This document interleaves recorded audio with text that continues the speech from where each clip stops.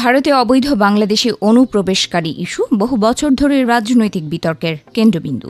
বিশেষ করে দীর্ঘদিন ধরে এই বিষয়টিকে নির্বাচনী প্রচারণার অন্যতম প্রধান অস্ত্র হিসেবে ব্যবহার করে আসছে হিন্দুত্ববাদী বিজেপি।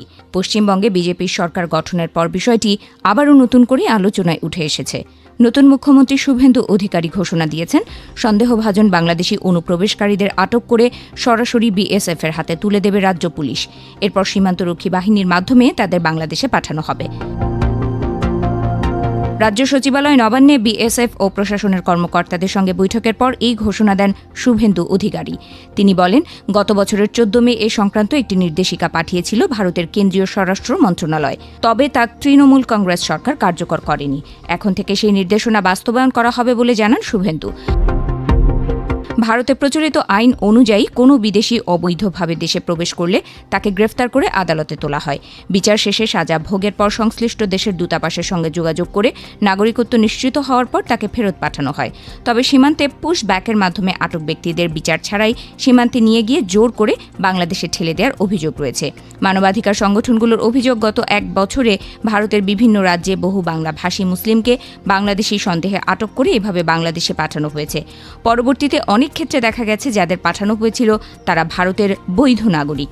বিষয়টি নিয়ে ভারতের সুপ্রিম কোর্টেও মামলা হয়েছে। শুভেন্দু অধিকারীর বক্তব্যে ডিটেক্ট, ডিলিট, ডিপোর্ট এই নীতির কথাগুলো উঠে এসেছে। অর্থাৎ প্রথমেই সন্দেহভাজনদের শনাক্ত করা হবে, এরপর নাগরিক তালিকা থেকে নাম বাদ দেওয়া হবে, শেষ পর্যন্ত তাদের ফেরত পাঠানো হবে। একই সঙ্গে তিনি বলেন, ভারতের সংশোধিত নাগরিকত্ব আইন সিএএ এর আওতায় অমুসলিম শরণার্থীদের বিরুদ্ধে কোনো ব্যবস্থা নেওয়া হবে না। ফলে সমালোচকদের দাবি, এই পদক্ষেপ মূলত মুসলিম সম্প্রদায়কেই লক্ষ্যবস্তু করছে।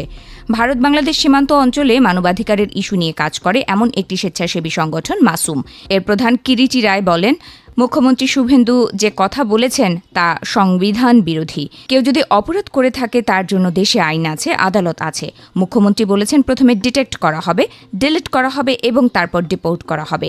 এতে কোথাও আইন আদালতের কথা নেই। মানবাধিকার কর্মীরা বলছেন, কাউকে বাংলাদেশি আখ্যা দিয়ে বিচার ছাড়াই ফেরত পাঠানো সংবিধান ও মানবাধিকারের পরিপন্থী। তবে বিজেপির দাবি, এটি ভারতের দেশের নিরাপত্তা ও সীমান্ত সুরক্ষার স্বার্থেই করা হচ্ছে। শুভেন্দুর বিরোধীদের অভিযোগ, প্রকৃত সংখ্যা বা তথ্য প্রকাশ না করেই একটি নির্দিষ্ট সম্প্রদায়ের বিরুদ্ধে জনমত তৈরি করা হচ্ছে। বিজেপি পশ্চিমবঙ্গে দীর্ঘদিন ধরেই অনুপ্রবেশ ইস্যুকে রাজনৈতিকভাবে ব্যবহার করে আসছে বলে অভিযোগ করছেন রাজনৈতিক বিশ্লেষকরা। বিজেপি সীমান্তে আবারও জোর করে পুশ ইন করালে বাংলাদেশ ও ভারতের সম্পর্কে আবারও ফাটল ধরতে পারে বলে আশঙ্কা করা হচ্ছে।